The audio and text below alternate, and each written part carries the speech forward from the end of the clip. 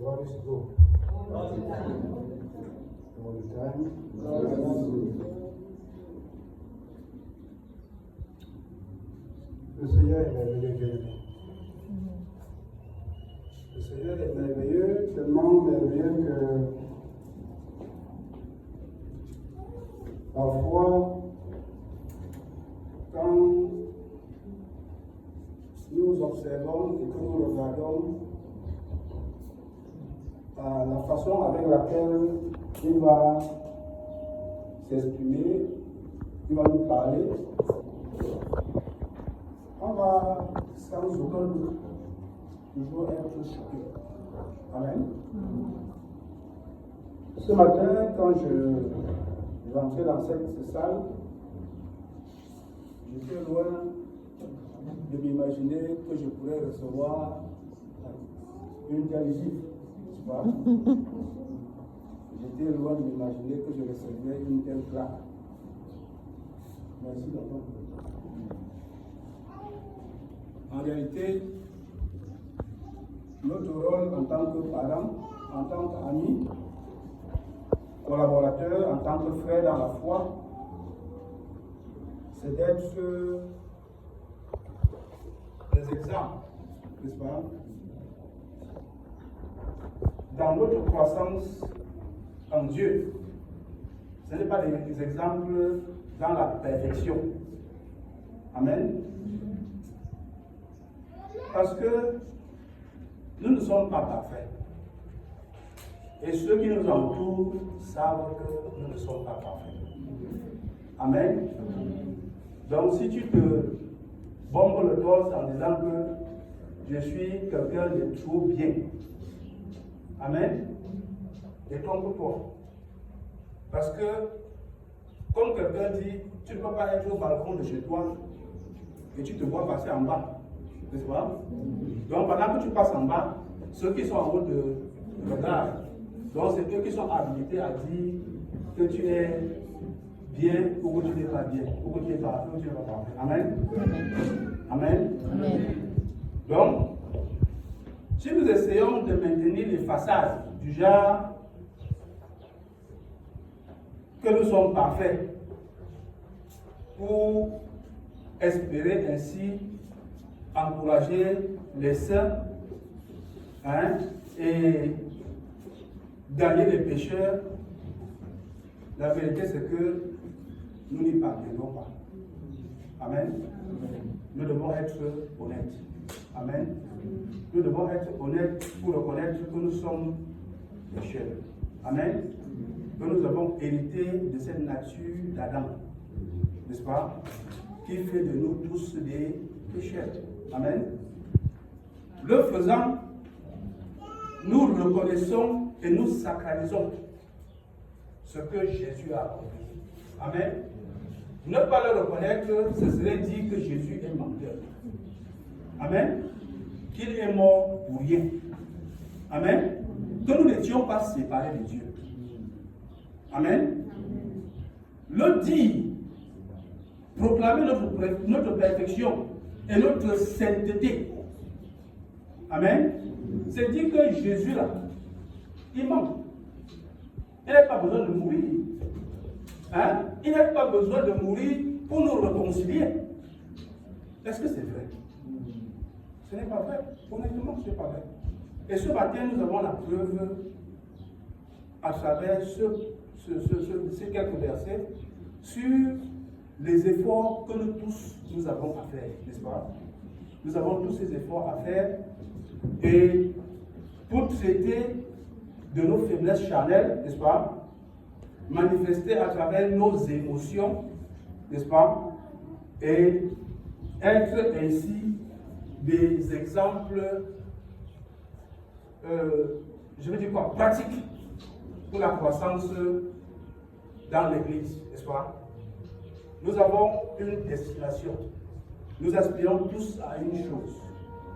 Nous voulons être avec Jésus au ciel. Amen. Nous voulons être avec Jésus au ciel. Nous voulons que lorsque nous allons quitter cette terre, que lorsque notre pèlerinage va s'arrêter ici, que nous nous retrouvons où? Avec le Seigneur dans les cieux, n'est-ce pas? Dans la félicité céleste. Amen. C'est notre objectif. Ça a été dans l'ancienne alliance. Amen. Ça a été dans l'ancienne alliance et elle s'est accomplie par la possession de Canaan. N'est-ce pas?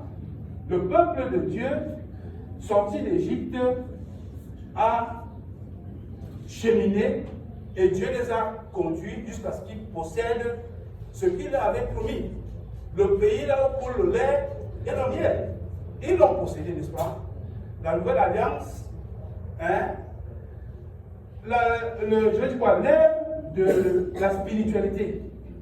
L'ère où ce n'est plus matériel, où c'est spirituel. Jésus nous a introduit dans cette ère-là, et aujourd'hui, nous vivons, si nous vivons, et si nous sommes dans cette exigence de sainteté et de sanctification, dans cette démarche-là, c'est à un seul but, à un seul effet. C'est pour que, in fine, comme dans l'ancienne alliance, que nous nous retrouvons où? Dans la demeure que Jésus a promis. Jésus a dit qu'il faut qu'il parte. Pour faire quoi? Pour préparer une place pour nous. Amen. Et la Bible dit que quoi? Nous sommes co-héritiers. Amen. Cette demeure-là est la place que nous, les chrétiens, à laquelle nous aspirons. Amen. Nous aspirons à cette place-là. Nous travaillons pour que, effectivement, en fin de compte, nous soyons installés avec le Seigneur dans la félicité. C'est l'objectif de tout chrétien. Amen. C'est glorieux, n'est-ce pas? C'est glorieux, n'est-ce pas?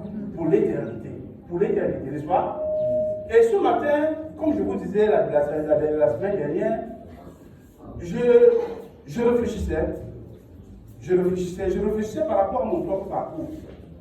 Et je me suis dit, comment est-ce que je pourrais contribuer pour que mes frères et mes sœurs, dans cette assemblée, que nous soyons tous au même niveau dans l'appropriation de la pensée de Dieu. Amen.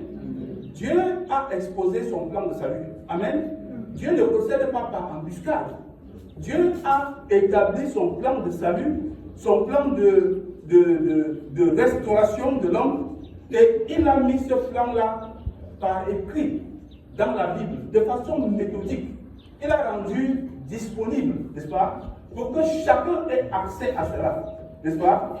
Mais nous sommes d'accord qu'en réalité, la Bible, en tant que parole de Dieu, en tant que livre, et qui commande, qui est un effort dans l'appropriation, qui commande qu'il y ait une action qui soit posée, dans le sens d'aller et creuser, dans le sens d'aller pour chercher, dans le sens de comprendre, amen, le plan de Dieu. Il y a véritablement, on ne doit pas se le cacher. Amen. Quand nous portons la Bible souvent, parfois nous prenons la Bible et franchement, ce n'est pas facile. Amen. En fonction des livres, en fonction des sections dans lesquelles nous nous trouvons, il y a parfois des difficultés, il y a de l'incompréhension. Mais c'est important, au-delà de ces difficultés et de ces incompréhensions qui sont spécifiques, qui peuvent être spécifiques à certains livres, que de façon globale, que nous ayons une vision transversale de la Bible, n'est-ce pas? De Genèse à Apocalypse, de sorte que, prenant la Bible, que nous sachions exactement où est-ce que nous en sommes dans le projet de restauration que Dieu a établi et a mis, a consigné à travers la Bible. Amen. Amen. Amen. Amen. Amen. Est-ce que nous sommes prêts? Amen. Est-ce que nous voulons ensemble faire ce parcours-là? Nous approprier et de façon certaine, moi je vous assure, le visage ou alors la compréhension ou alors les appréhensions que nous pouvons avoir sur la Bible, ça va changer. Qui croit que ça va changer? Je ne sais pas. Qui espère à ce que cela change? Amen. Nous sommes nombreux et tous à l'espérer, n'est-ce pas? Donc, première chose, ce que je voudrais simplement dire, c'est que le plan de salut de Dieu a été construit autour de 9 événements. Amen. Dieu a construit son plan de restauration et a établi cela à travers 9 événements précis. Amen. 9 événements vont conduire donc de Genèse à Apocalypse ce plan de salut que Dieu a pensé à partir du moment où la chute est arrivée, n'est-ce pas? Donc, on va dire que la Bible, grosso modo, a 2 divisions que nous connaissons. 2 divisions, l'Ancien et le Nouveau Testament, n'est-ce pas? Nous avons aussi 8 divisions dans la Bible. Nous avons 8 sections dans la Bible. La première section, c'est le Pentateuque, dans le livre de la loi, d'accord? La deuxième section, c'est les livres historiques, n'est-ce pas? La troisième section, c'est les livres poétiques. Ensuite, nous avons les livres... Attendez une seconde. Le Pentateuque. Ensuite, les livres historiques. Ensuite, les livres poétiques. Ensuite, les livres prophétiques. D'accord. Les livres prophétiques. Les livres prophétiques. Après les livres prophétiques, nous tombons dans les évangiles, n'est-ce pas? Les évangiles. Ensuite, après les évangiles, nous avons les actes des apôtres. Amen. Après les actes des apôtres, nous avons les épîtres et la dernière section, c'est l'Apocalypse. Ça fait 8 sections. Donc, nous allons ensemble énumérer les 9 événements qui constituent l'accent autour de laquelle, alors qui va véritablement servir, comment on dit, de squelette que le Seigneur va utiliser pour construire son histoire de Genèse d'Apocalypse.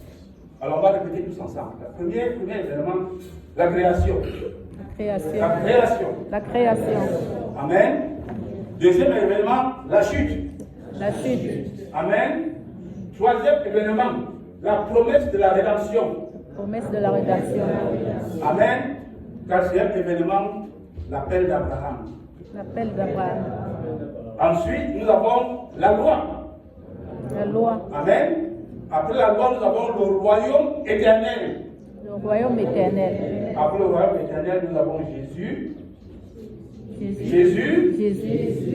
Ensuite, le Saint-Esprit. Et le retour de Jésus. Amen. Voilà les 9 événements qui vont construire l'accent de fond pour véritablement déployer la pensée de Dieu dans la Bible, n'est-ce pas? Alors, commençons donc par la création, n'est-ce pas? Dans la création, nous avons Genèse 1:1. Amen. Dieu créa le ciel et la terre, n'est-ce pas? Ensuite, Genèse 1:6. Dieu créa l'homme. Créons l'homme à notre image et à notre ressemblance. 1:27. Dieu créa l'homme, Dieu créa la femme, n'est-ce pas? À son image et à sa ressemblance. Donc, il y a cet événement de la création qui est une réalité. Dieu a voulu, Dieu a une vision et il accomplit à travers cet événement-là. Ensuite, nous continuons. Deuxième événement, la chute, n'est-ce pas? Genèse 3, du verset 6 à 7, n'est-ce pas? Le serpent séduit Ève, n'est-ce pas? Celui-ci prend le fruit et le donne à manger aussi à sa femme. Le discernement. À son mari. Il donne à manger à son mari. Et donc, le discernement arrive à la conscience de la nudité et nous connaissons ce qui se passe. Ils sont chassés du jardin, exclus. Je veux dire quoi? Dieu les chasse de sa présence et la gloire de Dieu les quitte. Parce qu'à partir du moment où la gloire de Dieu les quitte, ils ont effectivement cette conscience de nudité et de fragilité et de faiblesse. Donc, la chute arrive, mais ce n'est pas tout. Dieu fait comment? Dieu, nous savons que Dieu venait chaque fois dans le jardin, il causait avec eux, non? Cette présence de Dieu là, ils vont la perdre, et Dieu va seulement les chasser du jardin, et Dieu va installer des chérubins là pour qu'ils ne passent même plus à côté de Dieu. N'est-ce pas? Mais en fait, ce n'était pas le plan de Dieu. Amen. Ça, ce n'était pas le plan de Dieu. Et Dieu n'avait pas voulu que cela se passe ainsi. Mais Dieu est omniscient et Dieu sait, il connaît tout. Cette chose est arrivée, mais Dieu va faire comment? Genèse 3, 15, il va promettre la restauration. Amen. Nous sommes au troisième événement. Dieu va promettre quoi? La restauration. Amen. La promesse de la restauration, de la rédemption. Donc, nous pouvons lire le verset 3, 15. Je mettrai une amitié entre toi et la femme, entre toi et la femme, entre sa descendance et ta descendance. Celle-ci t'écrasera la tête et toi tu lui mordras le talon. N'est-ce pas? Ça, c'est la promesse de la rédemption. Nous voyons où est-ce que Dieu a promis l'homme. C'est au commencement, c'est dans la Genèse, c'est bien la chute. Amen. Que la promesse de cette réconciliation-là avec Dieu va s'accomplir. C'est dans la Genèse, bien aimé. On est encore au début là, on n'est pas loin. Donc ce n'est vraiment pas loin de ces événements. Dieu n'a pas attendu 3 ans, Dieu n'a pas attendu 100 ans, n'est-ce pas, pour faire ses promesses, mais immédiatement, quand ça s'est accompli, Dieu, dans son omnipotence, il a dit, ok, voilà comment je vais procéder pour me réconcilier avec l'homme. Amen. Donc, cette promesse de la rédemption étant faite à l'humanité, ensuite, Dieu va mettre sur pied, on va commencer à établir son plan de restauration à travers quoi? À travers une nation qui va vouloir se constituer. Or, pour constituer une nation, il faut un peuple, n'est-ce pas? Il faut une loi, il faut un territoire, n'est-ce pas? Il faut cet ensemble-là pour qu'il y ait un peuple, n'est-ce pas? Pour qu'un pays soit véritablement constitué, il faut cet ensemble-là. Alors Dieu va vous postuler par comment? Il va appeler Abraham. Genèse 12, 1. Amen. Dieu appelle Abraham et il lui dit que quitte ta patrie, la maison de ton père, n'est-ce pas?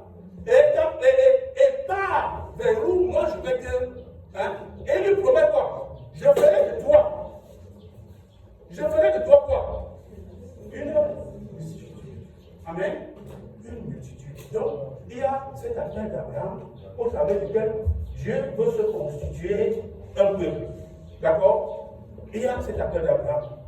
Les événements vont se suivre, les événements-là sont encore dans la Genèse, et on va avancer jusqu'à ce que, quand Abraham est appelé, et que les patriarches arrivent jusqu'à Joseph, et le peuple va se retrouver donc en esclavage pendant 430 ans en Égypte, n'est-ce pas? Ils vont crier à Dieu, et Dieu va faire comment? Il va envoyer Moïse, n'est-ce pas? Pour délivrer son peuple, n'est-ce pas? Alors nous entrons dans cette étape suivante, dans le plan de Dieu, et Dieu va faire comment? Ayant sorti son peuple, Dieu va lui dire, ok, pour que nous soyons ensemble, il faut qu'on établisse comment? Les règles, non? Les règles doivent être établies. On va établir les règles, on doit fonctionner ensemble, les personnes ne vont pas marcher ensemble s'ils ne s'accordent pas, n'est-ce pas? Alors, au moment où règle, Dieu va donner la loi, n'est-ce pas?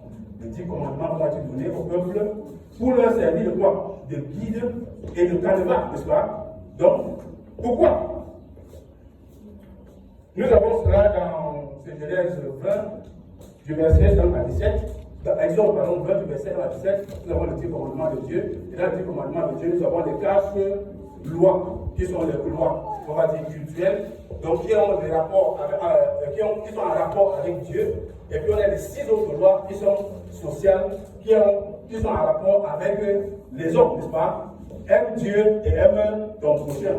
Donc, on préfigure et on commence à voir le dessin de la croix, n'est-ce pas? On commence à voir comment la croix se dessine là. À travers les 10 commandements, la croix est déjà cachée à l'intérieur. La croix est déjà visible. Donc on a des lois culturelles qui sont comme ça.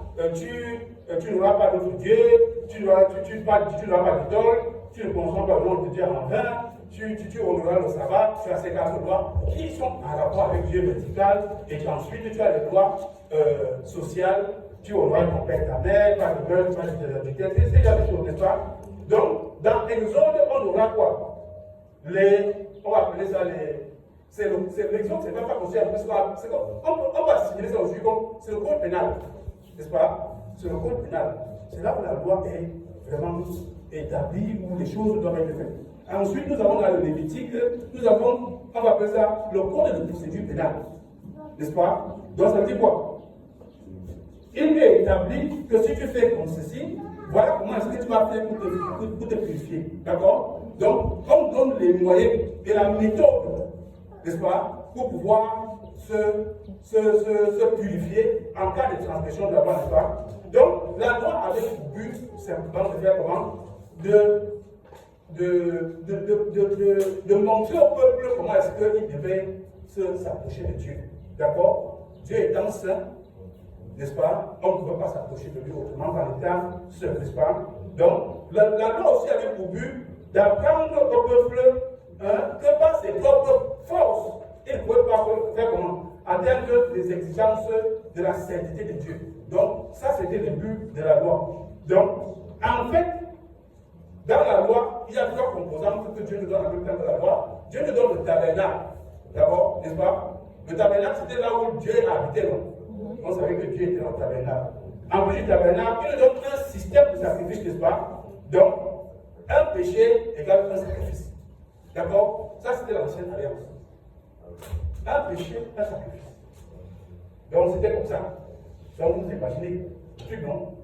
Donc, tu mens, on dit que l'individu, on dit que si tu as menti, tu vas prendre un corbeau avec telle chose et exécuter telle chose pour te purifier.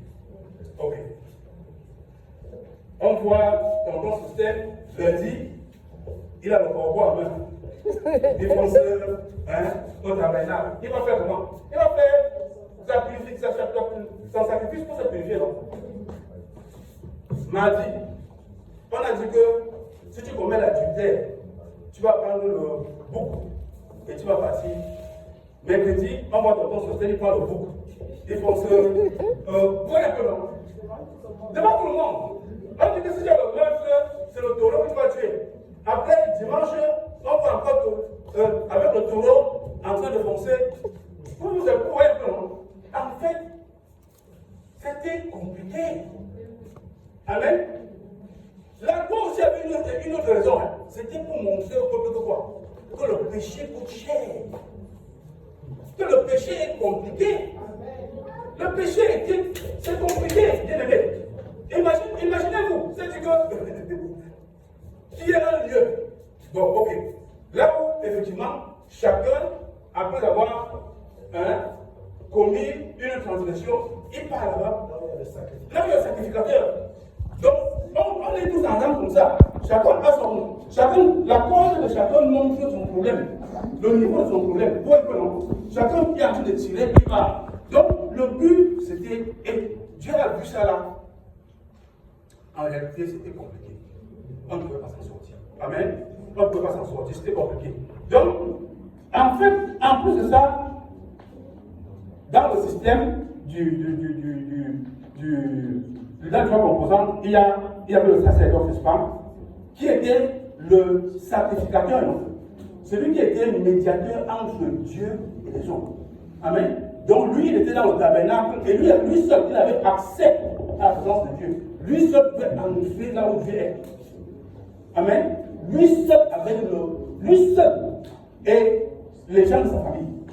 La famille d'Aaron, en l'occurrence, n'est-ce pas? C'est eux seuls qui pouvaient entrer au temple, dans le lieu saint, pour faire des choses, mettre le charbon, s'assurer que tous les ustensiles qui étaient là étaient en ordre, n'est-ce pas? C'était leur boulot. Donc, le peuple là, il restait dans les parvis dehors, là-bas, ils géraient leurs problèmes de purification. Ils étaient là-bas dehors. Amen. Donc, il y avait ces 2 structures qui avaient été mis sur pied, donc, pour que Dieu puisse communiquer avec son peuple, échanger avec son peuple.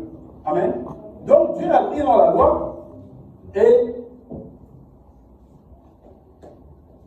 de la loi, nous finissons avec les livres, je veux dire quoi, les livres, le Pentateuque, les 7 premiers livres, jusqu'à ce qu'on arrive au Deutéronome, avec tout ce qu'on imagine. En fait, le peuple sorti d'Égypte, il a la promesse de la terre, la terre promise, n'est-ce pas? Et donc, un certain nombre d'événements vont se produire dans le désert et qui vont amener Dieu, effectivement, à manifester une forme d'action collective au milieu du peuple. En faisant quoi? En disant que, ok, comme vous, le peuple, vous là, qui avez vu, vous les grands là, qui avez vu comment j'ai fait pour vous sortir d'Égypte, qui avez été témoins de toutes les batailles dans lesquelles je vous ai mené, pour lesquelles je vous ai donné la victoire. Comme vous ne le croyez pas, comme j'ai dit que je vous donne Canaan là, je ne peux pas vous donner. Bon, ça ne serait pas un problème. Vous là, vous n'en ferez pas là-bas.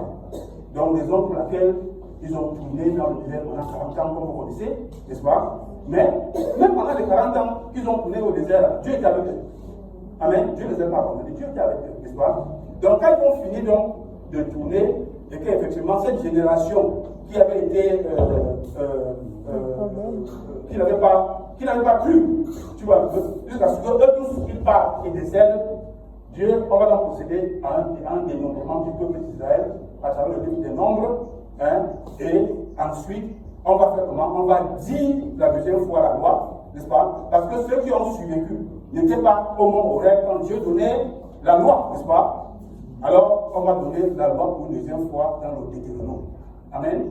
Donc, on sort du Deutéronome et on est introduit directement dans quoi? Dans les livres historiques, n'est-ce pas? Et là-dedans, il y a un événement majeur aussi qui va s'accomplir, c'est le royaume éternel. On est c'est le 6e événement, n'est-ce pas? Le royaume éternel. D'accord? Après dans la mort de Moïse, bien aimé, Jésus va prendre la tête du peuple et il va conduire le peuple à prendre à posséder Canaan, n'est-ce pas? Et dans Josué, chapitre 21, 43 à 45, on voit l'accomplissement de la promesse de l'Éternel. Amen. L'accomplissement de la promesse de l'Éternel. Dieu avait dit que vous allez posséder, je vais vous donner un pays dans lequel tu vas voir que. Donc, dans Josué, dans ce chapitre 21, du verset 43 au verset 45, cette promesse-là est accomplie, n'est-ce pas? Donc, il va suivre une période véritablement instable en Israël à travers le livre des juges, n'est-ce pas? Et cette période instable sera due au fait que, notamment, Josué n'a pas préparé quelqu'un pour lui succéder, comme Moïse l'avait fait à son temps pour lui. Donc, suivons donc une période, la période de juge, qui va être marquée par des cycles permanents, 5 en tout, péché, jugement, repentance, délivrance, repos. Ce cycle-là, cette fois, aura lieu dans le livre des juges, et on aura en tout 13 juges, et le 13e juge sera Samuel. Amen. Donc, on passe dans le livre de Samuel, mais le peuple, au niveau de Samuel, va être fatigué d'avoir des juges qui se succèdent à sa tête. Et le peuple va faire quelque chose que nous faisons tous. Amen. Le peuple va dire que nous, on ne veut plus que tu sois notre chef. On ne veut plus. Amen. Le peuple va dire que nous, on ne veut plus que Dieu soit notre chef. On ne veut plus ça. Vous voyez un peu? Donc, ils vont refuser, comme parfois dans nos vies.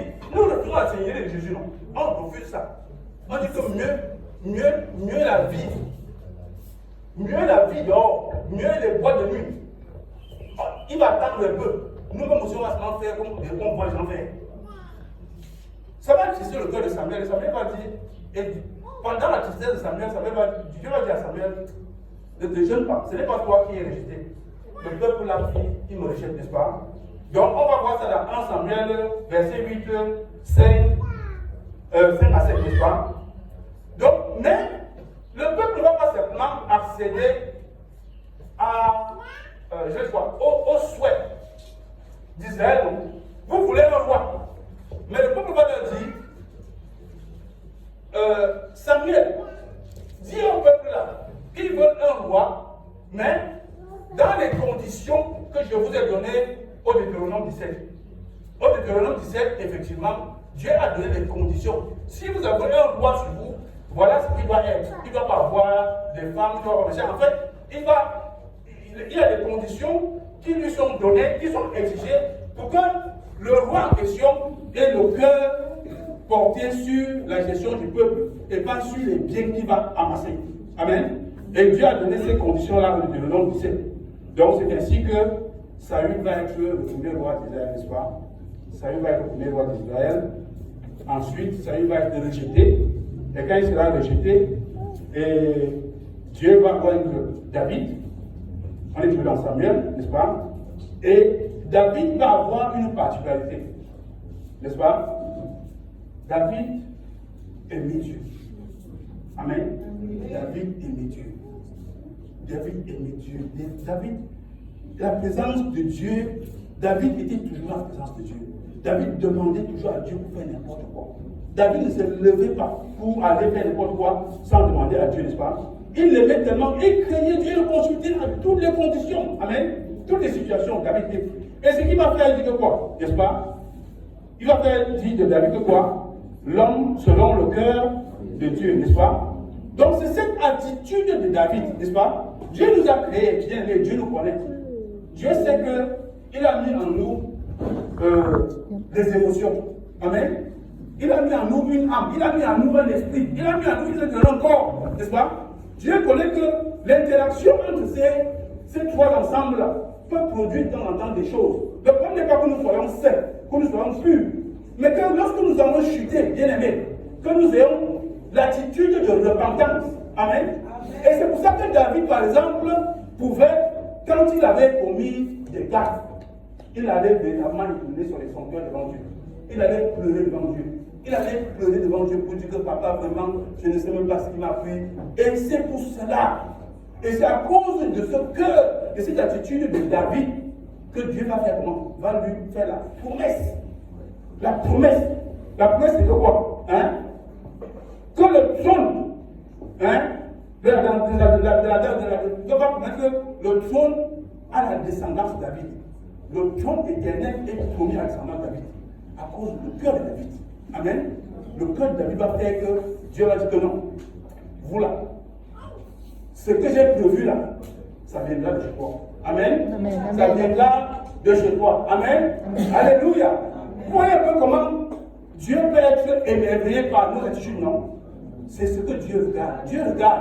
Et il a dit, ce qui va s'accomplir là, celui qui fera ça, il viendra de David. Amen. Il viendra de David. David va donc partir et il sera succédé par qui?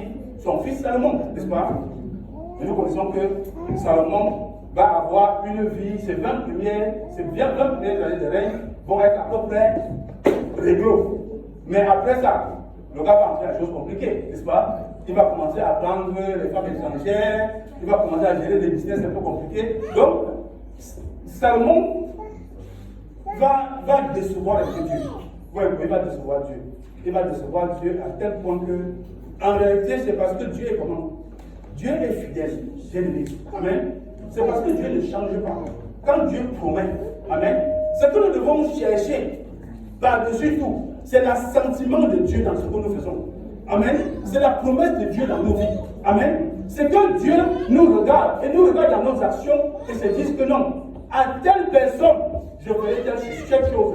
À telle personne, il ne manquera pas de dans sa maison. À telle personne, il y aura la bénédiction dans sa vie. Dieu, et quand Dieu a dit, et quand Dieu a déjà promis, vous avez fait la famille de Jacob et son frère, non? Il a promis, bien aimé, il ne va pas changer. Donc, les attitudes de Salomon auraient pu amener Dieu, s'il était inconstant et variant, de se dire que non. Là. Tu n'as même pas, ton père, tu ne fais pas comme ça. Donc, Dieu avait promis. Amen. Mais ce que Dieu va donc faire, Dieu va prendre les 12 tribus d'Israël, sur lesquels Saül, David et Salomon ont régné. À la mort de Salomon, Dieu va diviser ça. Amen. Il va diviser ça. 10 familles vont revenir à qui? À Rehoboam. C'est ça? Oui, c'est ça. Donc, un général de Salomon, n'est-ce pas? Et 2 familles vont revenir à Rehoboam, son fils, n'est-ce pas? En l'occurrence, ce sera Judas et Benjamin, n'est-ce pas? Donc, quand ça se produit ainsi, le royaume est divisé. On a 10 au nord, qui vont constituer quoi? Les 10 tribus du nord, c'est le royaume du nord qui est Israël, et dont la capitale était la Samarie. Et on a les 2, le royaume du sud, Juda, dont la capitale était Jérusalem, n'est-ce pas? Donc, les 10 tribus du nord auront successivement 19 rois pour les conduire, mais tous les 19 rois vont être de la mort. C'est-à-dire que ce sera 19 rois mauvais. Amen. Ils vont faire des choses terribles. N'est-ce pas? Et comme ça ne suffisait même pas, eux là, la succession ne s'était pas faite en fils. C'est que je suis fort, je te l'engraisse. Je suis fort, je te l'engraisse. Donc, le type, la lignée royale était plus suivie. Quand Dieu va regarder ça comme ça, il va dire, ok, dans Deutéronome, moi je vous ai dit que quoi? Que si vous n'obéissez pas, qu'est-ce que je peux faire? Une nation au visage rude va venir vous enlever. C'est comme ça que Dieu envoie la Syrie. La Syrie va venir, ils vont déporter le royaume du Nord. Une déportation barbare et sauvage. Donc ils vont porter des familles comme ça. Ils prennent le père, ils mettent quelque part, ils prennent la mère, ils mettent quelque part, ils mettent les enfants ailleurs, ils prennent d'autres peuples, ils viennent même là. Donc ils vont déporter les gens dans les autres peuples, ils ne vont plus jamais revenir. Le royaume du Nord va disparaître. C'est-à-dire que la déportation du Nord était une déportation violente, terrible. Il ne reviendra pas. Est-ce que le Sud va être exempt? Non. 20 rois vont se suicider, ils auront des fidélités, ils seront fidèles un peu de temps en temps, ça va changer, machin. Ça ne va pas donner. Ça ne va pas donner. Ça ne va pas donner. Donc, bien que la royauté va quand même suivre la lignée, donc on sera roi de père en fils, et ainsi de suite, ce qui va arriver, donc, c'est que, et non pas retenir les leçons du royaume du Nord. Et Nebuchadnezzar va arriver, déportation. Les premiers vont passer avec Daniel, je crois. Ensuite, après Daniel, ce sera Jérémie. C'est Jérémie, hein? Après Jérémie, je crois que c'est Jérémie. Donc, ils vont passer dans Ézéchiel. Donc, les premiers vont passer avec Daniel, ensuite Ézéchiel, et le troisième, c'est le Nebuchadnezzar qui va les amener et va détruire le temple. Le temple sera détruit. Le temple sera, le temple de Jérusalem sera détruit. Le temple sera détruit. Donc, nous avons donc ces événements qui sont racontés dans les livres de Juges, de Josué, Juges, ensuite nous avons, je crois, Ruth. Ruth qui est au milieu là, qui vient nous rappeler quelque chose pour nous montrer comment est-ce que la lignée davidique se faufile, n'est-ce pas? Donc, Ruth était un descendant de David, il fallait prendre son histoire, ça dans le truc. Donc, nous avons ça, et puis nous avons 1-2 Samuel, nous avons 1-2 Roi, 1-2 Chroniques, qui relatent donc ces événements-là. Et ça se termine avec donc Esdras et Néhémie, n'est-ce pas? Donc, on a des livres historiques là qui vont gérer cette séquence de la vie d'Israël et qui vont effectivement démontrer le royaume éternel établi à travers la descendance de David. Amen. Amen. Donc, rendu à ce point-là, nous avons fini avec les livres historiques et les livres prophétiques qui sont en fait quoi? Qui ont pour arrière-plan quoi? Les livres historiques. Parce que les prophètes vont. Dieu ne sera plus au milieu du peuple, mais Dieu va continuer à communiquer au peuple, n'est-ce pas, à travers les prophètes, n'est-ce pas? Donc, à travers les prophètes, Dieu va parler au peuple et dans la période du royaume unifié, quand il dit encore 12 au temps de Saül jusqu'à Salomon, nous avons Samuel, hein, nous avons Moïse même, et puis même Nathan et Gad qui étaient les prophètes à cette époque-là. Et puis pendant la période du royaume divisé, au nord, on avait Élie, Élisée, Amos, Osée et Jonas. Et au sud, on a eu Ésaïe, Jérémie, Ézéchiel, Michée, Sophonie et Habakkuk. Donc, au retour de l'exil aussi, Dieu va continuer à parler au peuple, n'est-ce pas? À travers donc Agé, Zacharie et Malachie. Donc, voilà les trois prophètes qui vont, que Dieu parle, au travers desquels Dieu va parler pendant, au retour de l'exil. Donc, quand il rentre de l'exil a été compliqué. L'exil a été d'une complication compliquée. Et ce qu'ils ont vécu là-bas était terrible. Vous savez que il est arrivé un moment dans le peuple d'Israël où les mères accouchaient leurs enfants et tiraient au sort pour manger. Ah oui, ça arrivait dans le peuple de Dieu. Amen. Et Dieu avait promis ça dans le Deutéronome. Si vous ne faites pas, si vous n'obéissez pas, voilà ce qui vous arrive. Donc, c'était tellement dur. Quand le peuple est venu de la déportation, waouh, ils se sont dit que non. Plus jamais. Plus jamais. D'accord? Plus jamais. Donc, de Malachie à Matthieu, 400 ans vont se passer. Pendant les 400 ans-là, Dieu ne parle plus. Dieu ne dit plus lui rien. Amen. Dieu ne parle pas. Le peuple est devenu de la déportation et va émerger donc au sein du peuple un certain nombre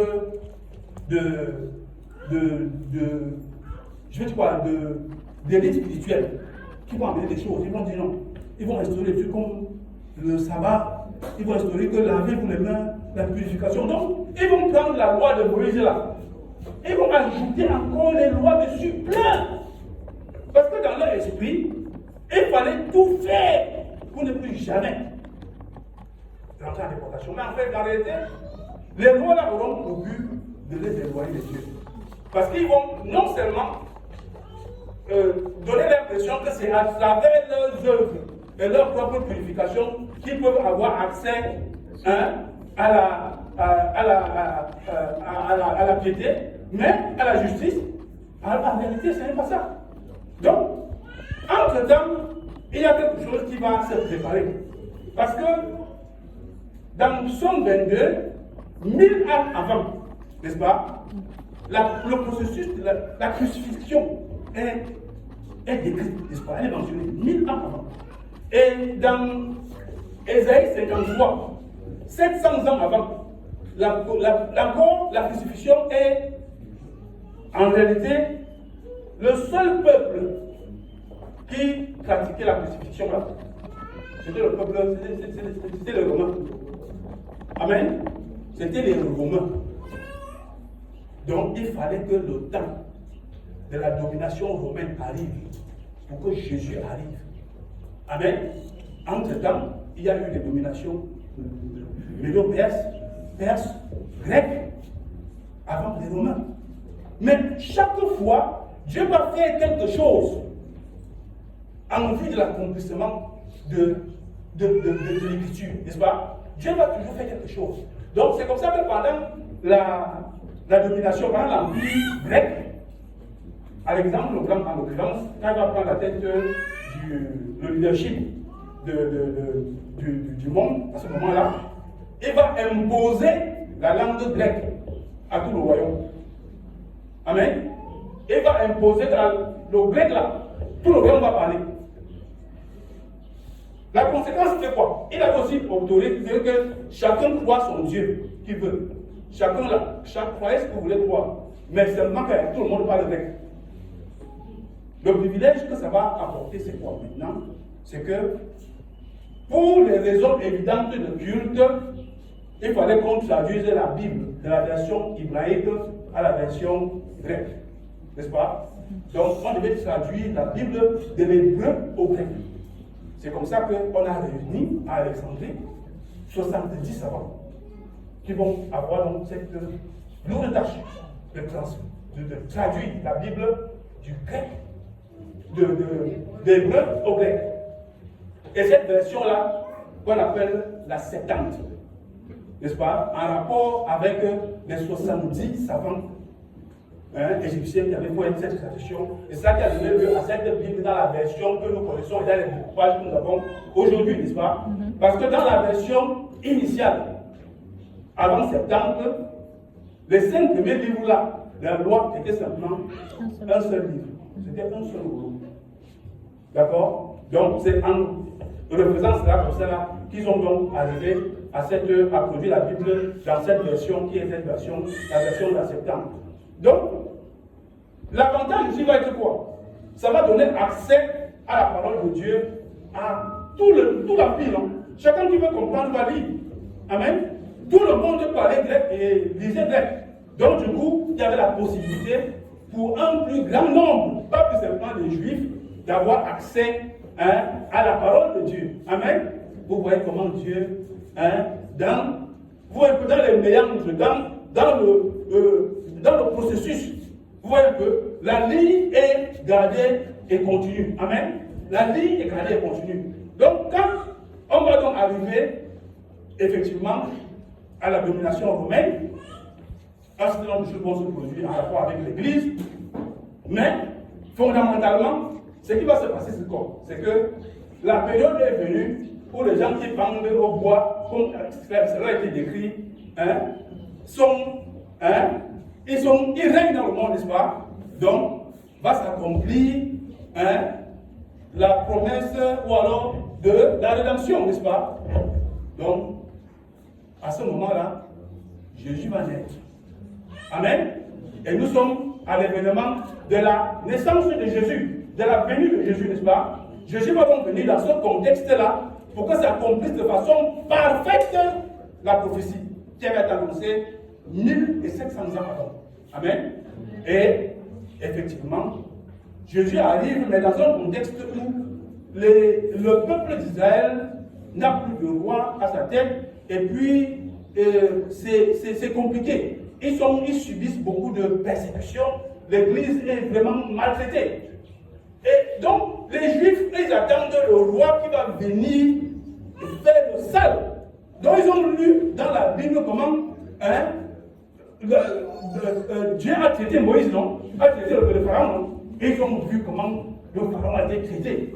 Ils s'imaginent comment leurs ancêtres, leurs parents, à l'époque, avaient gagné des batailles même sans combattre. Ils se disent que le roi qui va venir là, nous on attend seulement parce qu'il va venir. Vous allez tous nous sentir. Mais voilà, Jésus arrive comment? Il arrive comment? Dans la crèche. Il parle de l'amour, il parle des choses bizarres. Là, il dit, mais comment? Ce roi-là comme ça? Non. Ça là, il n'était pas, pour l'instant, ça n'a pas collé. Ça n'a pas collé. C'est comme ça. Donc nous avons effectivement cette période, cette portion de la Bible qui concerne l'évangile, n'est-ce pas, qui arrive et qui présente donc l'histoire de Jésus à 4 auditoires différents. Donc l'histoire de Jésus qui est présentée par Matthieu, n'est-ce pas, qui est présentée par Matthieu. Donc il présente Jésus comme le roi. Amen. Il présente Jésus comme le roi. Pourquoi? Et vous allez comprendre vraiment la subtilité de la chose. Le livre de Matthieu commence comment? La généalogie, n'est-ce pas? La généalogie est établie pour montrer aux Juifs là que le roi là, le roi là, voyez bien comment il est venu. Voyez. On l'établit de façon inéluctable, cette généalogie, pour montrer qu'il est effectivement issu du peuple juif, n'est-ce pas? Et que c'est le roi qu'ils attendaient. Amen. Donc, Et bien plus de la lignée de David. et bien plus de la lignée de David. Donc, il est présenté donc comme le roi. C'est pour ça que l'animal qui lui est associé dans cet évangile, dans l'Apocalypse, c'est quoi? C'est le lion, non? C'est le lion. Donc, l'auditoire est juif. C'était pour les amener vraiment à comprendre que non, là, c'est le roi, c'est le roi qu'on attendait. Donc, ensuite, il y a Marc qui va présenter aussi l'évangile aux Romains et aux Juifs. Mais Marc va rédiger son évangile à un moment vraiment difficile du peuple d'Israël. Ce moment-là, c'était un moment où il y avait la persécution à outrance. Le peuple était persécuté, les chrétiens. Néron était en train de faire du sale faisait du sale aux chrétiens. Il les tuait. Donc, Marc va donc écrire pour encourager les chrétiens sur la persécution que non. Et il est là, il va vraiment résister à la persécution. Ne croyez pas à ce qu'il vous raconte là, parce qu'il y avait le culte impérial que Néron avait imposé pour dire que non, celui qui veut échapper à la mort, il croit au culte impérial. Donc c'était pour amener le peuple d'Israël à ne pas faire comment? À endurer la souffrance et dans l'attente, dans l'espoir que véritablement, in fine, n'est-ce pas, ils vont